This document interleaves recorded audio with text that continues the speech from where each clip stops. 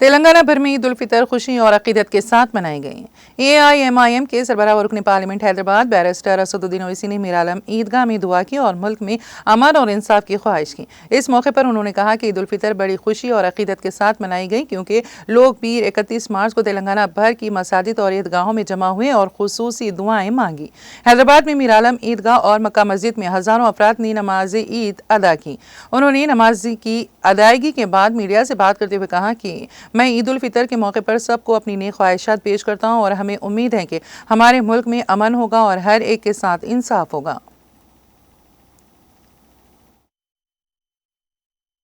میں اپنی جانب سے میری پارٹی MIM پارٹی کی جانب سے حیدرآباد کی تمام عوام، تلنگانہ کی عوام، پوری بھارت کی عوام کی جانب سے آپ تمام کو عید الفطر کی مبارکباد پیش کرتا ہوں اور امید کرتے ہیں کہ ہمارے ملک میں امن مضبوط ہوگا، انصاف سب سے کیا جائے گا اور ہم دعا کرتے ہیں اللہ سبحانہ و تعالیٰ سے کہ جن کو نسبت مسلمانوں کو اللہ نے توفیق دی کہ وہ رمضان کے روزے رکھے،